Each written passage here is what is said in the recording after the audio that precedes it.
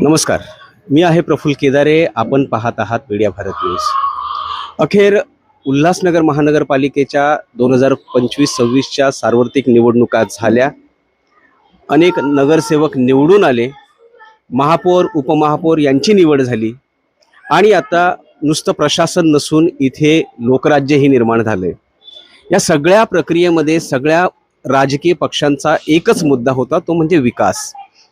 निवडून येण्याआधी विकासाच्या घोषणा झाल्या, एकमेकांच्या विरोधात जेव्हा उभे राहिले तेव्हा विकासाचाच मुद्दा होता आणि निवडून आले त्याच्यानंतर पुन्हा एकत्र झाले ते देखील विकासाच्याच मुद्द्यावर. पण हा विकास नेमका आपल्याला शहरात दिसणार आहे का किंवा दिसतो का हे देखील तपासण्याची वेळ आलेली आहे.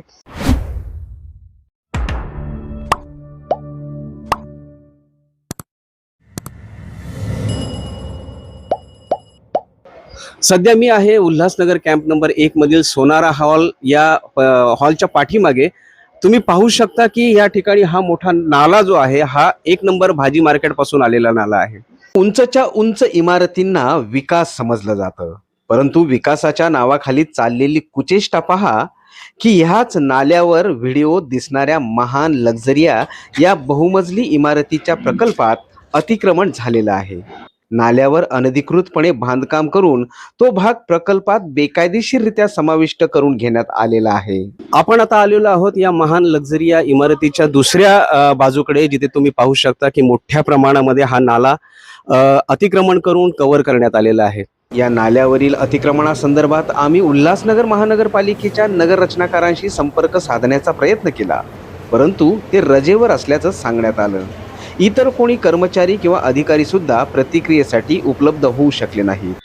मात्र सूत्रांकडून मिळालेल्या माहितीनुसार नाल्यावरील अतिक्रमणाला मनपाकडून कोणतीही प्रत्यक्ष अप्रत्यक्ष परवानगी नसून अतिक्रमण हटवण्याबाबत बांधकाम धारकाला नोटीस बजावण्यात आलेली आहे. अर्थात त्याबाबत नगर रचनाकारच निश्चित माहिती देऊ शकतील.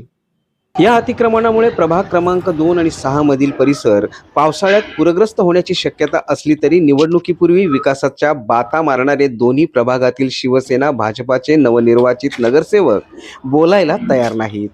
माहिती घेऊन सांगतो अशी मोघम उत्तरं त्यांच्याकडून ऐकायला मिळाली. संबंधित प्रभाग अधिकारी किंवा स्वच्छता विभागाचे निरीक्षक यांनी या अतिक्रमणाबाबत अहवाल दिला होता का, हा प्रश्नही निर्माण झाला असून आता महाराष्ट्रातील सर्वोत्कृष्ट म्हणवल्या जाणाऱ्या प्रशासनाच्या प्रमुख असलेल्या आयुक्त मनीषा आव्हाळे यांची भूमिका महत्त्वपूर्ण ठरणार आहे. 1 नंबर भाजी मार्केट पासून निघालेला हा नाला हेमराज डेअरी जवळ येऊन थांबलेला आहे. इथूनही पुढे तो जातोय. याच्या आजूबाजूला तुम्ही पाहू शकता की ह्या इमारती ज्या आहेत या काही वर्षांपूर्वी उभ्या राहिलेल्या होत्या. या इतक्या वर्षांआधी उल्हासनगर महानगरपालिकेने या इमारतींकडे जरी डोळेझाक केली असली तरी आता पुन्हा नव्याने महान लक्झरियासारखी इमारत उभी राहत असेल तर नाल्यांवर अतिक्रमण करण्याची परवानगी महानगरपालिकेने दिली आहे का? हेच विकासाचं धोरण आहे का? आणि हे विकासाचं धोरण नेमकं कोणाच्या हिताचं आहे? बिल्डरांच्या, सर्वसामान्यांच्या की उल्हासनगर महानगरपालिकेमध्ये आरामशीर बसलेल्या अधिकाऱ्यांचं?